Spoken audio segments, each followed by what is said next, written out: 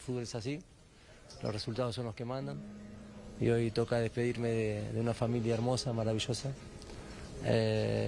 pero con mucha gratitud y con mucha tranquilidad y mucha paz interior, ¿no? Que hemos dado todo. Nosotros lo que dejamos es lo que pasó acá en el vestuario y un camino de 2 años y medio, trabajando sin parar, entregándonos al máximo, con mucha honestidad, mucha transparencia, con muchos debutantes en el Mundial, en la selección, con grandes resultados en la clasificatoria, en las preparatorias, y creo que con un Mundial donde hicimos una fase de grupo increíble. Creo que el primer tiempo no estuvo a la altura de lo que ha sido el proceso y bueno, la vida también tiene eso, ¿no? Un primer tiempo que no fue de lo mejor y bueno, eso hace que hoy nos tengamos que ir con esta tristeza, pero con la alegría de que realmente tenemos un grupo de futbolistas que lo que han convivido y cómo se han comprometido, y cuando llegamos la negatividad que había sobre la presencia en el Mundial y todo lo que se fue generando y despertando, creo que eso es lo que más puedo decir que se ha sembrado y va a dar su fruto. 7 de la mañana con 1 minuto, amigos televidentes y oyentes, muy buenos días, gracias por acompañarnos en Noticias 7. Decimos buenos días el día de hoy porque es nuestra costumbre y también la manera como empezamos siempre nuestra jornada informativa, pero sin duda alguna para los ecuatorianos y los fanáticos del fútbol, hoy no es un buen día, Lautaro. Yo por eso diría días, porque días, bueno, exactamente. Difícil con la amargura con la cual nos acostamos anoche luego de que quedamos eliminados, pero sobre todo la manera en la que perdimos. Sí creo que es importante ratificar que México, buen equipo, bien ganado, pero qué pena lo de la tricolor, porque la expectativa y la ilusión de 18 millones de aficionados quedó en nada por diversos temas que podemos luego ir abordando, el técnico, los jugadores, la dirigencia, no sé, creo que nos faltó mucho ayer, María Mercedes. Sí, y una lamentable experiencia que tuvimos la noche de ayer cuando se decía que era la mejor selección ecuatoriana de los últimos tiempos, claramente con grandes estrellas internacionales que iban a ser nuestra carta de presentación para poder continuar en este Mundial 2026. La forma como nos fuimos el día de ayer creo que es lo que más duele, más allá de que un partido a veces se gana y otras veces se pierde, pero la forma como perdimos ayer sin corazón, sin ganas en la cancha, como muchos también aficionados decían en las redes sociales, ¿no? Lo denominado en la cotidianidad futbolística con pecho frío es lo que a todos nos ha dolido. Lo acabas de decir todo, suscribo tus palabras. Creo que hablamos mucho de la mejor defensa del Mundial, me mantengo que tenemos unos jugadorazos, pero perdimos 2-0. Es decir, esa defensa que era un muro, ayer fue flanqueada por un México que aprovechó nuestros errores y que además tuvo lo que nosotros no. Y en la cancha le pusieron corazón. Los jugadores mexicanos, empezando desde el planteamiento táctico que impuso su director técnico Javier Aguirre y el compromiso que se notó de los mexicanos, eso no lo tuvimos nosotros, y una serie de fallas y errores hicieron que hayamos perdido en 45 minutos, menos, porque el partido se cae en los primeros 30 cuando nos anotan. Se definió en la primera parte, sí, por supuesto, y cuando se puede pensar que esta presión enorme que tenía México por clasificar, por ser el anfitrión, pues ellos ese compromiso lo demostraron y lo plantearon en la cancha con goles. No se amilanaron frente a todo ese Estadio Azteca que los presionaba, que tenían que ganar, todo lo contrario, sino que pues, salieron con todo, y Ecuador no pudo, entre varios factores, con esa presión, con la presión anterior que se habían dado al partido del día de ayer, pero justamente demostramos una falta de jerarquía para poder plantearnos en un estadio que se sabía que iban a tener a todo el aficionado en contra. No iba a ser ninguna novedad, que los iban a pifiar, que les iban a gritar, que los iban a insultar. Eso es parte del fútbol, ¿no? Ahí perdimos mentalmente, es cierto. Mira, que a los 2 minutos empezaran a gritar ole los mexicanos, que para mí era como absurdo. Luego lo entendí. Eso al futbolista que está ahí dentro de la cancha, seguramente, y se lo vamos a preguntar a Carlos Tenorio, eso te puede generar bastante temor, nerviosismo y de cierta forma hasta humillación. Porque claro, sientes que te está bailando el rival en los primeros 2 minutos cuando no es así. Pero el estadio también juega, es el número 12 dentro de la cancha, y tampoco podemos no decir que el director técnico, quien por cierto ya anunció que no va más en la tricolor, me refiero a Sebastián Becachese, otra vez con fallas en la posición de los jugadores, en el once inicial, lastimosamente para muchos aficionados, y me incluyo, no estuvo a la altura. Creo que anoche no era el momento de empezar a plantear otro equipo. Tenía que ser tal vez el mismo que se utilizó frente a Alemania y algunos jugadores que estaban en unas posiciones que nadie, absolutamente nadie entendía. Y es por eso que William Pacho, Lautaro y amigos pidió disculpas al pueblo ecuatoriano en la zona mixta, porque dijo que sintió que podía haber hecho algo más, que hizo todo lo que pudo, pero no salieron las cosas como él quería. Escuchemos al bicampeón de Europa que con la selección no pudo llegar a los octavos de final. Sí, bueno, la verdad, como te digo, le pido disculpas al pueblo ecuatoriano porque bueno, sentía que podía haber hecho más, pero bueno, hice todo lo que pude, pero bueno, no salieron las cosas como quería. La verdad que personalmente me siento un poco enfadado conmigo mismo porque no me sentía como verdaderamente era yo, pero como te digo, este fútbol pasa, ¿no? Hay buenos y malos momentos, como te digo, gracias a Dios tengo 24 años donde puedo aprender, mejorar y bueno, como te digo, voy a hacer todo lo posible para mejorar, crecer como jugador, como persona, porque sé que voy a tener otra oportunidad, vamos a tener otro mundial de demostrar las cosas que podemos hacer, las cosas que podemos dar y nada, muy contento también por eso.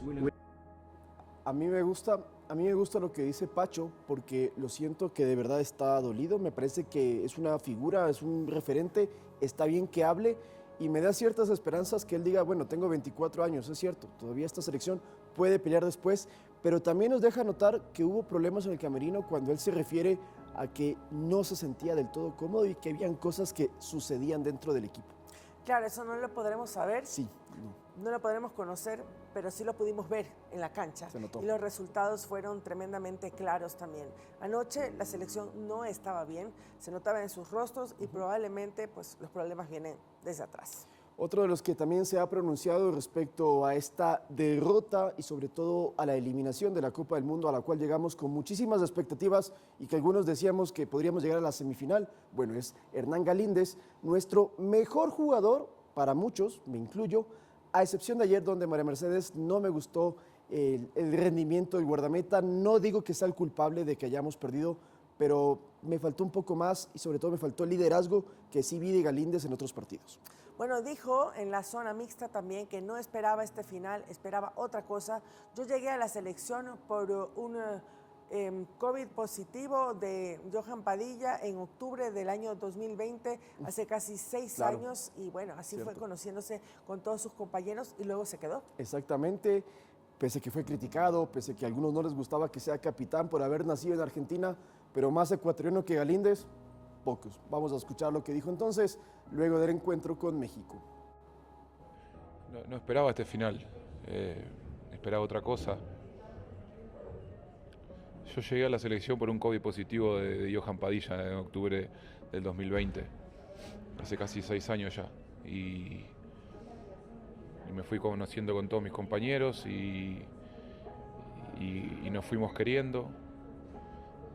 Y hoy se terminó. Es un momento muy difícil. No sé si me merecía terminar así. El fútbol y la vida muchas veces son injustas, ya lo he dicho muchas veces. Sí, me voy tranquilo porque creo que siempre di todo por esta selección, por mi país. No tengo más que palabras de agradecimiento con todo el Ecuador, con mi esposa, con Ener, que fue el que me dio el abrazo cuando a mí me criticaron por ponerme por primera vez la cinta de capitán. Y queríamos otra cosa, está claro, nos superaron hoy y tenemos que aceptar esta realidad. Gracias, Hernán. Duelen mucho esas declaraciones, claro, muy tristes Hernán Galíndez, y nosotros estamos pues decepcionados. Peor ellos, sí. Claro, peor ellos exactamente, y lo que más me dolió de sus declaraciones, que este no era el final que esperaba, ¿no? Que este no era el que quería en estos momentos retirarse de la selección. luego de una derrota, así una derrota que duele mucho, no por la derrota, sino por la actitud y el planteamiento del equipo la noche de ayer. Sí, por la forma en que se jugó, Sí. el nerviosismo, parecía que no era el Ecuador que todos conocíamos y que todos esperábamos. Para muchos, y esto se ha generado un debate grande de si es o no la generación dorada. Opinión personal, sí la es por el nivel de jugadores y por donde ellos militan en los mejores equipos europeos. Pero es cierto que los resultados no se nos dieron y que no conseguimos llegar a los octavos de final que sí en el 2006 y tampoco llegamos quizás a tener el equipo que en el 2002 quizás no tenía grandes nombres, a excepción del Team Delgado, Aguinaga o Caviedes, pero eran una hermandad que sí se notaba en la cancha. Bueno, ahí podríamos especular, comentar aquí también pues, el tema del liderazgo dentro de la selección ecuatoriana, justamente que por eso no ha podido, pues, efectivamente consolidar a los jugadores, ¿no? Unirlos de tal manera que tengan muy claro cuál es el objetivo y de qué manera trabajar hacia él. Y qué mejor que un líder como Alex Aguinaga, que nos hubiese servido muchísimo en estos momentos. Se le preguntó ayer al Güero, al capitán histórico que tuvo la tricolor, sobre su opinión respecto a lo que vio del Ecuador en este Mundial. ¿Qué tal si lo escuchamos? Terminando el partido de México frente a Ecuador, queda una gran desazón. Un primer tiempo completamente perdido el equipo ecuatoriano y del lado mexicano, un primer tiempo creo que el mejor que ha dado en la era de Javier Aguirre. Merecido el triunfo de la selección de Javier, yo creo que hizo muy bien las cosas. Y ojo que ese primer tiempo podía haber sido no solamente los 2 goles, sino eran como para 4. Ecuador por su parte totalmente desconcertado. Los movimientos tácticos que ordenó BKC no resultaron. El técnico muere obviamente la intención. No le resulta soltar a Hincapié y a Alan Franco para que tome la pelota. Yeboah y Vite no resultaron. Ponerlos casi al lado o a la altura de Ener Valencia para descontrolar, desconcertar al mediocampo mexicano. No funcionaron y al contrario, terminamos pagándolo. No voy a señalar responsables porque me parece que para el segundo tiempo tenía que haber hecho 8 cambios por lo menos.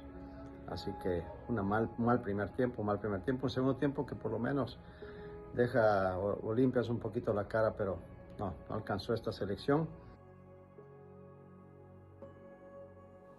Te pregunto, María Mercedes, ¿nos habrá quedado debiendo alguno de nuestras figuras o referentes o nos quedaron debiendo jugadores como Hincapié, Moisés, Ener Valencia, no sé si Gonzalo Plata también? Bueno, el día de ayer Gonzalo Plata tampoco fue su mejor partido, pero Moisés Caicedo ha quedado debiendo en la presentación en el Mundial. Sí. Y Ener Valencia también, pues por la falta de goles, la actitud de Hincapié cuando salió de la cancha el día de ayer, pero también hay que entender que Hincapié estaba en otra posición, que es la que él no juega. Sí, de hecho se ha hablado mucho de que dentro del camerino había bandos, de que no había mucho respaldo de algunos jugadores hacia el técnico. Esto es lo que se especula y siempre cuando se pierde se empieza a decir que adentro no se llevan bien. Habrá que ver qué se dice con el tiempo, pero lo cierto es que hay unas imágenes de cuando sale Piero Hincapié, como tú dices, que al no darle la mano a BKC dice mucho. En cambio, hay quienes mencionan que Ener Valencia, que Alan Franco jugaban con BKC porque eran quienes lo respaldaban, a diferencia de Moisés y otras figuras. Ya lo escuchamos a Pacho.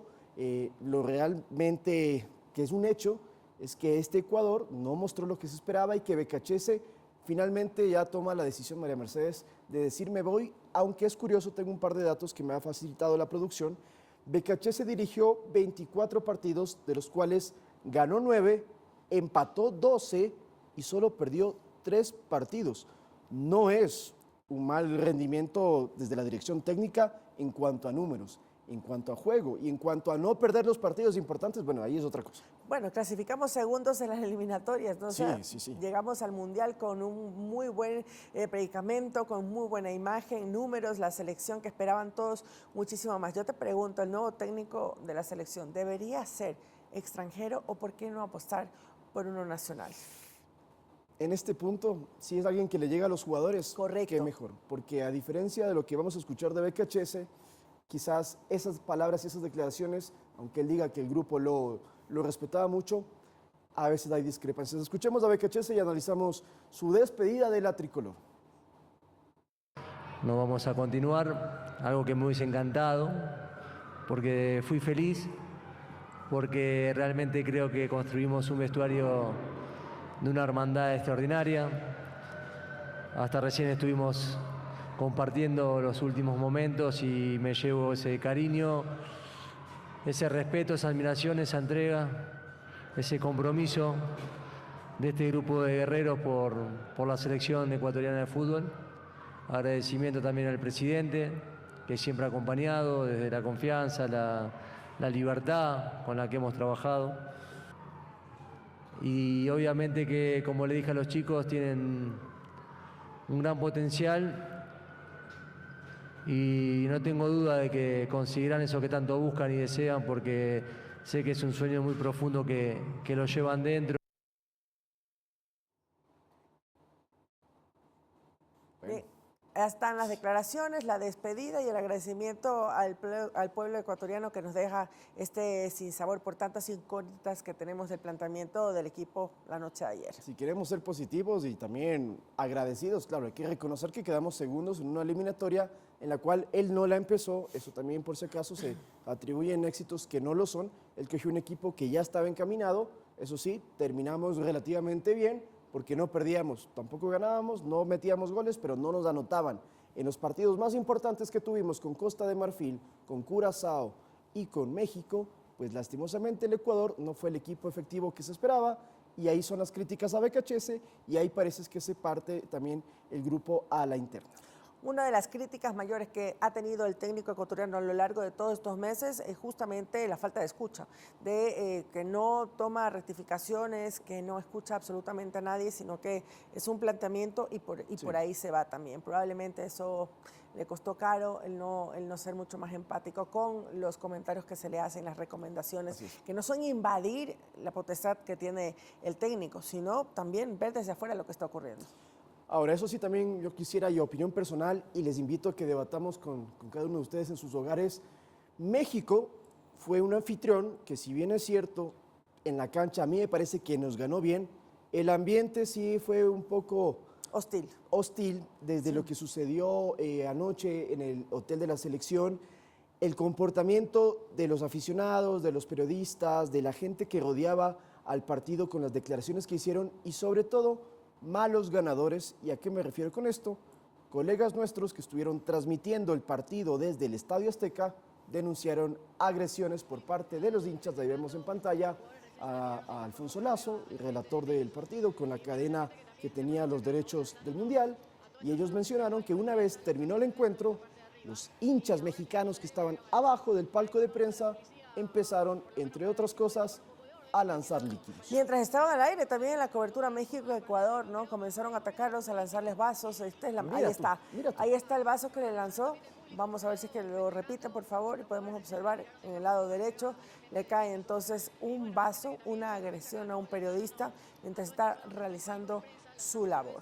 Lamentable que esto se dé y que empañe un partido que, aunque el resultado no fue positivo para nosotros, pues se planteó fútbol, ¿no? Y México ganó. México ganó en la cancha, eso sí. Ganó en la cancha, sí. Era Ahí está. Innecesario esto. Totalmente innecesario. Esto mancha, por supuesto, el desempeño en general de los mexicanos la noche de ayer. Una falta de respeto a la prensa ecuatoriana. Además que los aficionados incumplieron esta norma de la FIFA de que no se puede insultar con cánticos homofóbicos a los jugadores. Cada vez que el arquero Galíndez sacaba el balón, le gritaban un término que evidentemente no lo voy a repetir, pero que ya se le ha dicho a México no lo puede hacer, y lo hicieron otra vez y ahora son anfitriones. Eso sí, luego ya salieron a festejar con bastante emoción los fuegos pirotécnicos. Está bien que los hayan utilizado luego del partido, no previamente en el hotel ecuatoriano. Vean ustedes entonces cómo llenaron la plaza principal de la ciudad, uno de los monumentos más históricos que tienen allí. Y ahora les toca esperar o el Congo o Inglaterra, que juegan hoy, ¿verdad, producción? Lo más seguro es que sea Inglaterra, creemos nosotros, pero esperaremos a ver qué es lo que ocurre con este siguiente partido. Veremos qué sucede con México. Yo, claro, estoy todavía dolido, no me gustaría que puedan seguir con vida. Sin embargo, sí destaco que fue un buen equipo. Para mí México ayer me gustó mucho cómo jugó, cómo plantearon, cómo presionaron. Yo creo que México, justo ganador, repito, sí siento que Ecuador pudo haber hecho más, pero no nos acompañó la actitud que esperábamos y que sí la vimos frente a Alemania. En fin, pasando de tema, hoy entonces 16avos de final a las 11 de la mañana, Inglaterra-Congo, el partido que nos hubiese gustado ponerle más atención para ver un eventual rival que ya sabemos que no será. De Inglaterra-Congo, tu marcador primero, María Mercedes. Yo creo que Inglaterra le gana 2-0 a República del Congo. Suscribo, le aumento un golcito más, 3-0.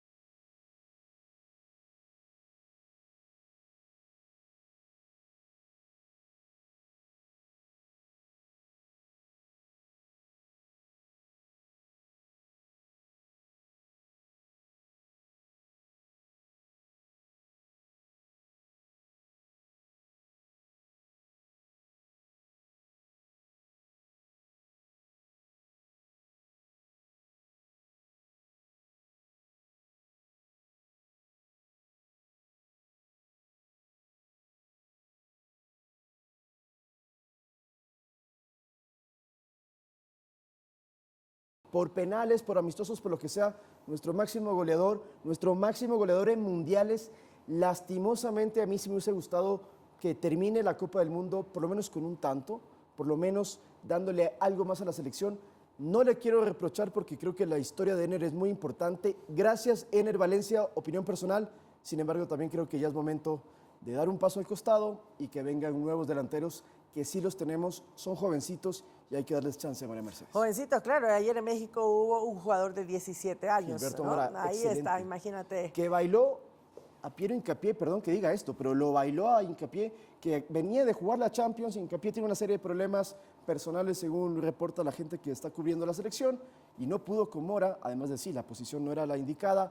Pacho también lo sufrió, un joven de 17, en cambio nosotros, nuestra joven promesa, Kendry Páez, solo tuvo 10 minutos. Con esto nos vamos a la pausa y regresamos para abordar otros temas el día de hoy aquí en Noticias 7. Para contarles lo que ocurrió el día de ayer, unos delincuentes subieron a un edificio en la avenida Colón y Amazonas en Quito.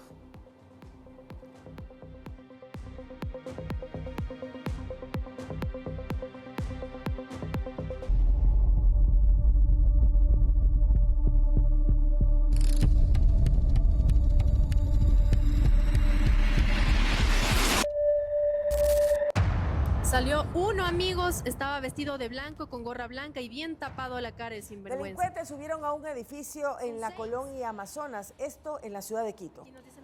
La policía llegó y los cercó. Ellos estaban dentro de esta edificación, donde por cierto hay departamentos residenciales, pero también oficinas de distinto tipo de actividades, tanto abogados, también hay algunos spas, lugares de belleza. Bueno, hay de todo y era una mañana normal, 11 de la mañana, cuando de pronto escucharon los propios inquilinos de que había un grupo de gente armada golpeando las puertas y amenazando a todos. Eran 9 delincuentes. Varios fueron detenidos, pero todavía existía temor en el ambiente. Perdón la precisión, eran 10, según lo que dijeron ayer los testigos, por cierto, para rectificar eso. Tú estuviste en la cobertura luego de este reportaje. Justamente, si quieres, conversemos un poco de eso mientras vemos las imágenes, les vamos relatando. O vamos primero con el reportaje y luego lo comentamos. Y le sacan por la otra puerta. La paz se alteró en este edificio en la avenida Amazonas y Colón, en el norte de Quito, porque a las 11 de la mañana de este lunes, sus ocupantes alertaron a la policía que delincuentes armados se habían metido al lugar. Indican que al interno del edificio, en algunas oficinas, han estado golpeando las puertas, pero sin identificarse quién era. Ellos estaban insultando y amenazando para que las personas que estaban adentro abran. Sí, amigo, grabar. Según los testigos, los presuntos asaltantes habrían planificado su ingreso al edificio. Que han entrado 10 en una moto por la parte de atrás del edificio, por los departamentos, es más, y los demás por acá. Dicen que fue mediante un tag que ellos ya tenían, por eso se dirigieron directo al piso 9, pero no se sabe qué querían hacer. En ese piso 9, al parecer, el objetivo era un estudio jurídico. Se escuchó una detonación y pensamos que se había caído algo por el estilo, pero de ahí escucharon que estaban discutiendo por dinero, la verdad. Era en la oficina de al lado de nosotros, pero de ahí no sabemos más hasta que nosotros cogimos y cerramos prácticamente la puerta. Mientras se producía el supuesto asalto en la oficina, en el resto del edificio había pánico. Y como una película, la verdad, porque yo me asusté bastante. Las personas se han mantenido en las oficinas siguiendo los protocolos de seguridad, sin abrir las puertas. Y la comunicación interna de los edificios también ha funcionado a través de las administraciones y los condóminos para que se mantengan en resguardo con seguridad, que no abran las puertas y que se mantengan al interno. Luego llegó la policía, los delincuentes habrían intentado escapar, pero 3 fueron capturados y salieron por la entrada principal. Se los llevaron mientras en el interior de las oficinas y departamentos habían personas aún asustadas y abajo en la calle, otros esperaban a que a sus familiares les dejaran salir. No nos dejaban bajar hasta ahorita. ¿Cómo fue el protocolo para bajar? ¿Les revisaron, les preguntaron de más? Nos llamaron a todas las oficinas, porque son muchas oficinas, y ya nos dejaron salir, pero la verdad fue súper rápido. O sea, creo que todo tomó como 1 hora. La policía sigue tras la búsqueda del resto de presuntos participantes de este incidente, mientras que aquí, en el Amazonas Park, la jornada retomó su normalidad. Con cámaras de Sergio Gómez, Lautaro Andrade Castro, Noticias 7. Bueno, entonces, como lo pudimos observar en el reportaje, efectivamente, temor entre los cientos de inquilinos, de condóminos de este conocido edificio en el norte de la ciudad Y le sacan por la 2 otra horas, puerta. donde evidentemente no se esperaban lo que ocurrió y que les generan dudas, Y como son ya lo escuchamos, algunos, María ¿no? Mercedes, Porque para que de la tengan manera más en la que camionetas. entraron estas personas, Salió tanto uno, amigos, por que el estaba parqueadero vestido de como por la entrada principal, haciendo uso de las tarjetas magnéticas, según reportan los testigos. Las investigaciones tienen que seguir también y todos revisar si es que estas tarjetas magnéticas son las adecuadas también o tienen que ser por códigos, por también huellas dactilares, en fin, otros mecanismos que den mayor seguridad. Estos delincuentes ingresaron al piso 9 Así es. y eran 10 delincuentes los que pues perpetraron esta incursión el día de ayer con los fines que no sabemos si eran robo o necesariamente también extorsiones, secuestro, no lo sabemos todavía, eso lo dirán las autoridades. Pero esto fue lo que ocurrió durante 2 horas, sí, pánico en esta parte de Quito. Se dijo que era un secuestro y que estaban las personas retenidas. Se lo dice porque, claro, no dejaban bajar a ninguna de los trabajadores o funcionarios de las oficinas, pero el término exacto, claro, no es secuestro porque, o sea, no es que estaban retenidas. La policía dijo, estamos con el operativo, por favor, nadie salga todavía, porque si bajan en manada, en grupo grande, de pronto por ahí se pueden colar los delincuentes y no es fácil identificarlos. Como lo pusimos en el reportaje, hubo una mujer que estuvo más de 1 hora sin poder descender, su marido afuera esperándola, debido a que había todo este protocolo. Lo que al parecer sucedió es un intento de asalto, intento. Todavía la policía no se ha pronunciado, no se sabe si efectivamente sustrajeron o no dinero. Lo que sí es que hay 3 detenidos, hay cámaras de seguridad y todo esto puede desencadenar en una investigación para dar con la banda completa. Y la pregunta aquí que nos cabe a todos es, ¿por qué fueron a esa oficina del piso 9 y qué sucedía en esa oficina o quiénes trabajan ahí? Claro, porque si quieren perpetrar un asalto, un robo, generalmente a los primeros pisos, pero Claro no que ir sí. al piso 9 porque saben que la salida ya con la Policía Nacional y con las denuncias, puede ser mucho más complejo. Exactamente, decía uno de los testigos que escuchó en otros pisos que entraban. Posiblemente los delincuentes hayan querido también aprovechar a robar en otras partes o estarían buscando la oficina a la que iban directamente. En fin, un caso que vuelve a sumarse como los hechos violentos de la semana en Quito. Ya tuvimos la explosión de unos artefactos en un edificio público, tenemos a la captura de otros delincuentes con granadas y ayer entonces, eso es lunes, y ayer se registra entonces un intento de robo a plena luz del día en un edificio de más de 15 pisos, entrando en el piso 9.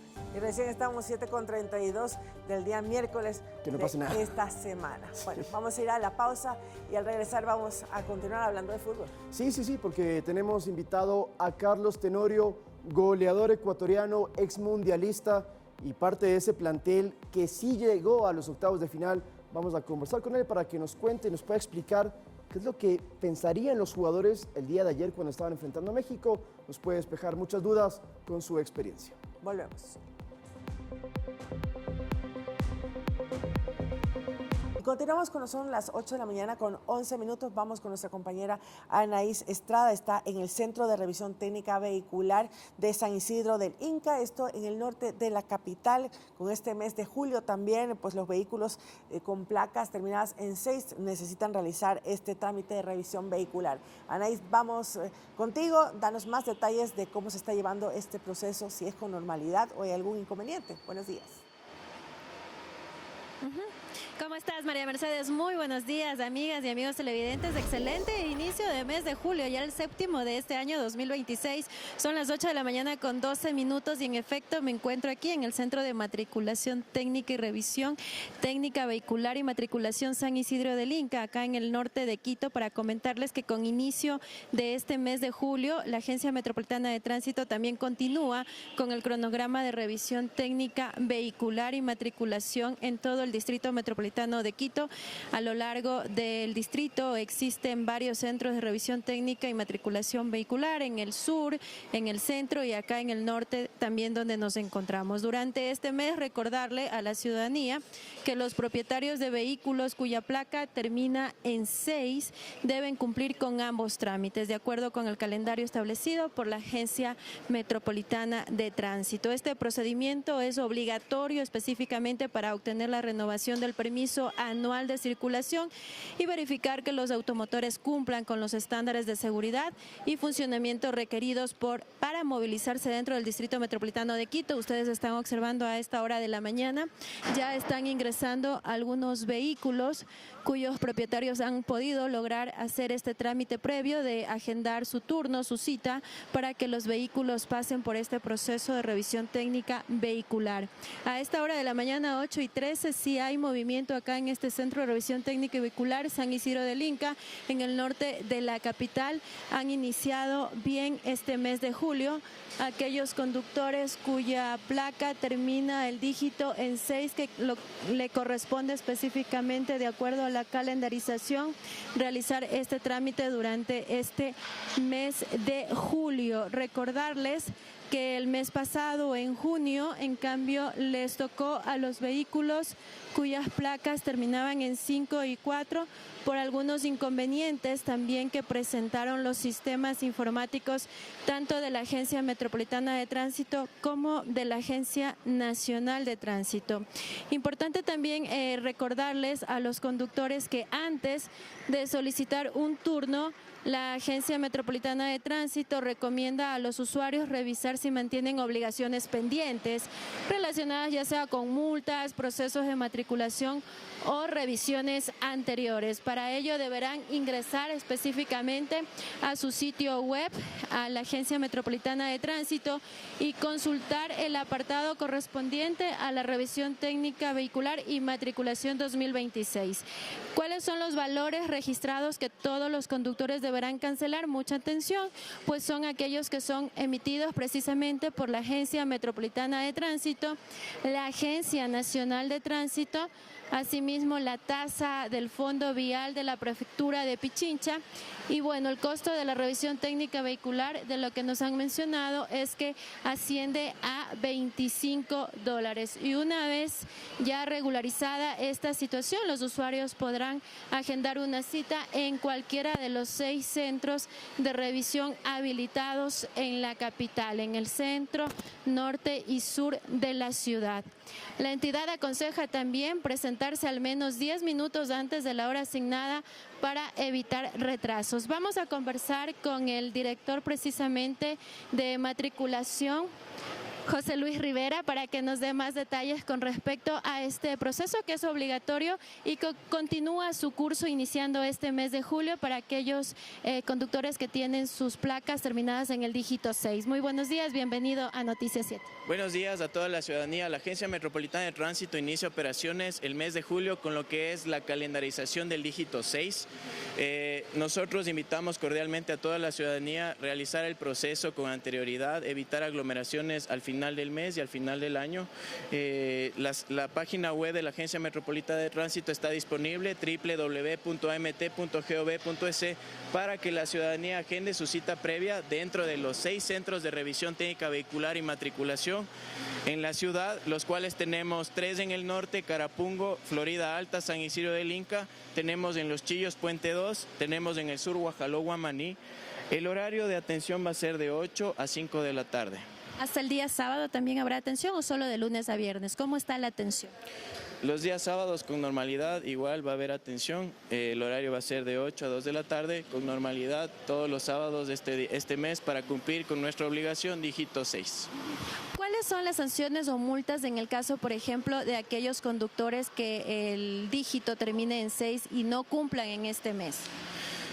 Recordamos que por normativa nosotros tenemos una multa de calendarización al no cumplir el proceso completo dentro de nuestro mes, que son de $25, ¿sí? Los cuales, si es que no realizamos en el mes, nosotros incurrimos en esta sanción.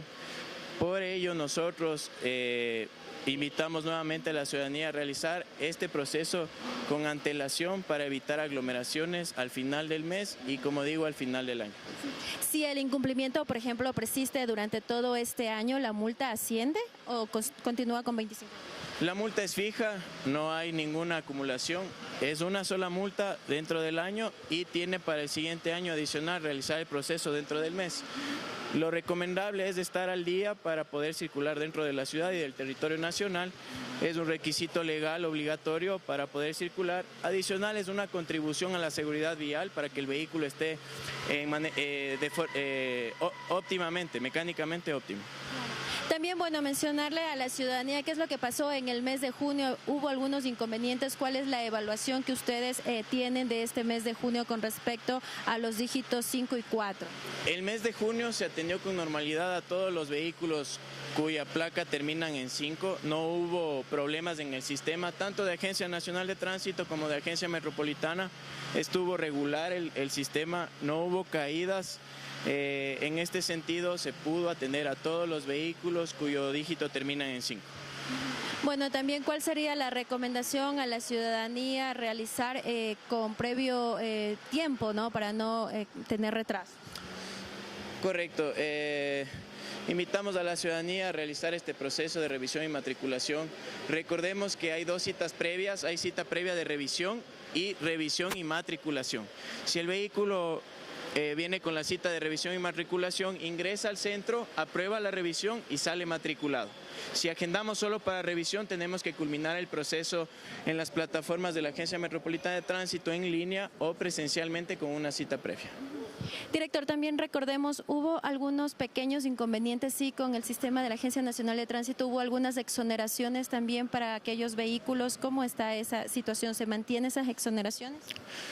La única exoneración que existió es del dígito 1 al 4 por los problemas presentados por el sistema y el cierre de la Agencia Nacional de Tránsito, por lo que fue un semestre atípico. Febrero no hubo atención todo el mes, eso nos retrasó.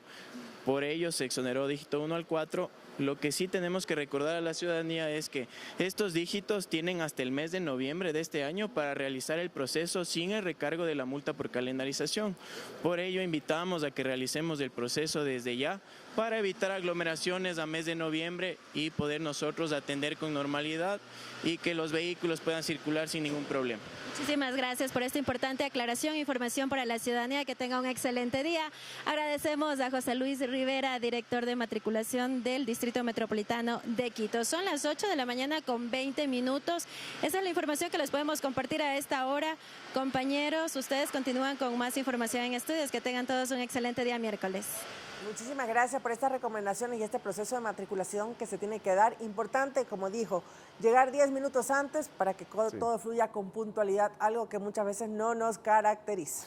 Bueno, vamos con otros temas. ¿Qué tal si hablamos de lo que también pasa en el mundo? Tenemos noticias internacionales porque resulta que el Servicio Federal de Seguridad de Rusia desarticuló una red criminal dedicada al contrabando de cocaína que salía desde América Latina.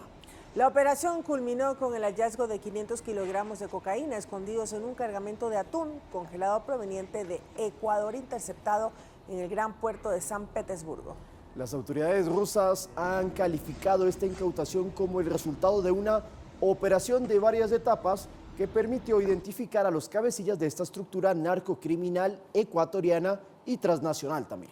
El impacto de esta investigación va mucho más allá de la droga. En los registros domiciliarios del principal sospechoso, los agentes confiscaron 13 relojes de lujo valorados en 1.3 millones de dólares, 5 vehículos de alta gama y criptoactivos equivalentes a más de 613 mil dólares. Esto es un duro revés claramente para las rutas del narcotráfico transnacional. Lamentable que Ecuador esté involucrado con estas bandas de narcotráfico. Y es que además esto significa que ahora los narcos ecuatorianos tienen vinculaciones con la mafia rusa. Ya hemos escuchado que hay contactos con la mafia albanesa, se ha hablado de los italianos también, pero con este tipo de cargamentos de 500 kilogramos, que no es cosa menor, significa que hay también nexos con Rusia, un país que también sufre una serie de problemas, manejan mucho dinero y la mafia de esa nación también es muy conocida en el mundo.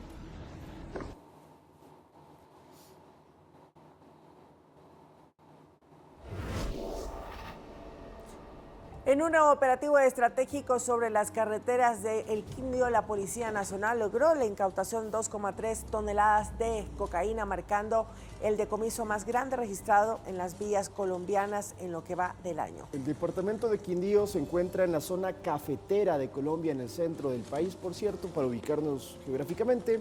Y sí, es un duro golpe a las finanzas de estas estructuras narcoterroristas.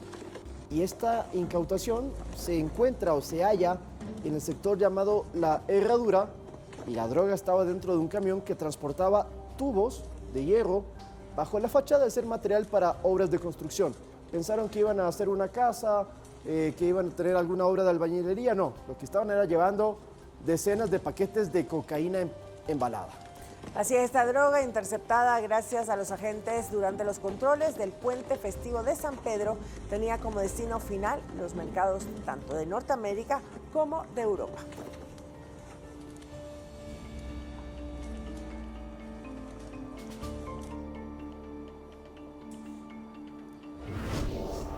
Vamos a seguir hablando de temas de incautaciones del narcotráfico, pero ya no en el exterior, sino que aquí en nuestro país, porque en el norte de la ciudad de Quito, en Calderón, se encontraron más de 200 kilos de droga y fueron capturados por la policía, decomisados por la Policía Nacional.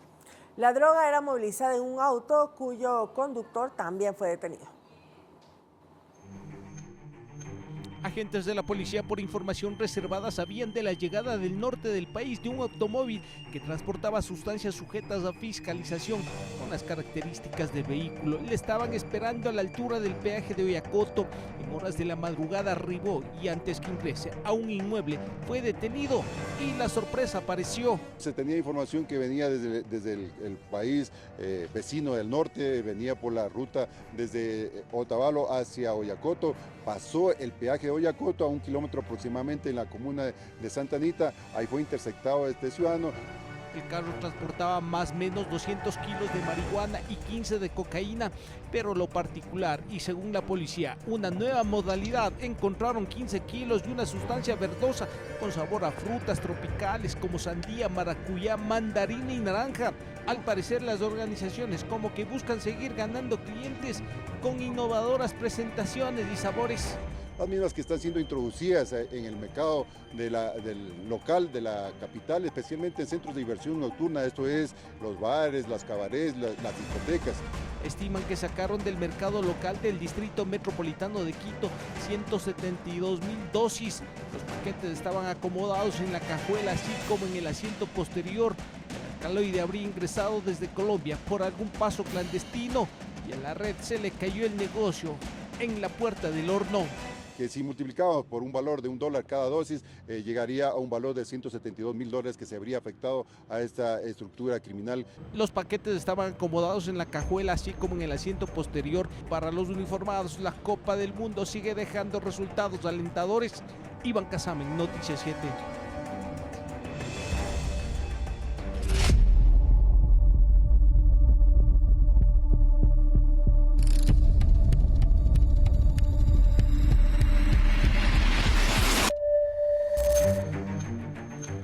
Caso de suplantación de identidad, decía ser policía y guapo, pero ni lo uno ni lo otro.